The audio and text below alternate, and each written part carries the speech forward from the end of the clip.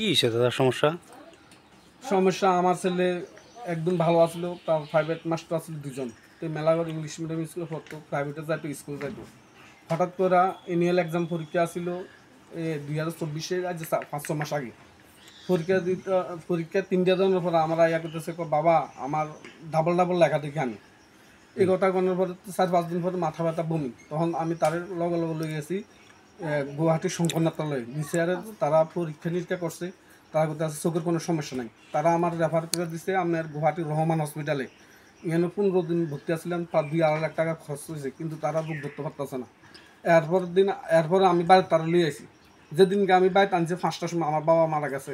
কেরানি কইছে আমার বাবার আপনার নাতি তো বাঁচত না, হঠাৎ করে স্ট্রোক করলেছে, মেলা হসপিটালে মারা গেছে। এরপরে দিয়া আমি তারে কলকাতা নিউরো সায়েন্স হসপিটালে পাঠাইছি আরও 2জন লোক দিয়া।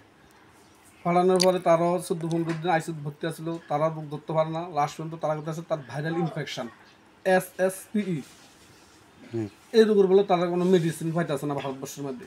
তখন তারা আবার বাতলি আইছি আইনা, আমি আবার জীবিত নিয়েছি, জীবিত নিয়ে রেড্ডি দেখাইছি। রেড্ডি আমার কাছে বেঙ্গালোর নিমান্সে নিতাম, বেঙ্গালোর নিমান্সে নিয়েছি। এখানেও 14-15 দিন আসছিলাম। তারা পায়খানা ফেসা রক্ত পরীক্ষা করাইছে, করানোর পরে তারা করতেছে কলকাতা ডাক্তার যে কথা কইছে তার রোগ এটাই।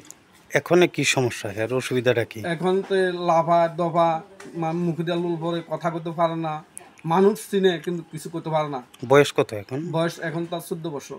এর নাম কি? তার নাম কিষান ভৌমিক। তো মানে কোনো জায়গা থেকে সাহায্যের জন্য আপনারা গেছিলেন স্কুলে টুলে? হ্যাঁ, আমি স্কুলে ব্যাঙ্গালোর জানার আগে, আজ থেকে 3-4 মাস আগে, আমি মেলাগড় যে স্কুল পড়তো মেলাগড় ইংলিশ মিডিয়াম স্কুলে হেডমাস্টারের কাছে আমি একটা দরখাস্ত দিয়েছিলাম। দিয়েছি যে স্যার আমার ছেলে তো এই অবস্থা, আমার কিছু সাহায্য করে দেন ছাত্রছাত্রীদের কাছ থেকে। তো অনেক ছাত্রছাত্রী আমার কিন্তু কইছে যে ছাত্রছাত্রীদের কাছ থেকে তাই টাকা উঠাইছে। এবং আমি একজন মাস্টার লগে কোনো কথা কইছি, মাস্টারে কইছে যে আমরাও তো টাকা দিছি, তো আপনারা কি এখনো টাকা দিছে না? কিন্তু আজ পর্যন্ত স্যার কিন্তু খোঁজখবর লইল না যে আমার ছাত্রটা 5-6 মাস ধরে স্কুল থেকে বাইরে আইছে, আমার ছাত্রটা কই আছে, কি করে।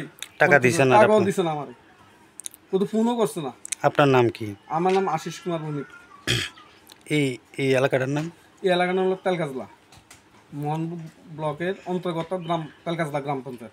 এখন কি চাইতেছেন আপনার? এখন আমি আমাদের ত্রিপুরা রাজ্যের মুখ্যমন্ত্রী মানিক সাহার কাছে করজোড়ে অনুরোধ, এবং আমাদের কেন্দ্রীয় মন্ত্রী বিপ্লব দেবের কাছে আমার অনুরোধ, আমার ছেলেকে আপনারা বাঁচান। আর আমি প্রচুর টাকা ঋণে পড়ে গেছি, আমার কাছে এখন আর কিচ্ছু নাই, আমি দিশেহারা হয়ে গেছি। আমার কিছু সাহায্য করেন আপনারা। আমার ছেলের চিকিৎসার জন্য প্রত্যেক মাসে 24,000 টাকার ওষুধ লাগে। আমার কাছে এখন তার চিকিৎসার মতো আমার কাছে আর কোনো সামর্থ্য নাই।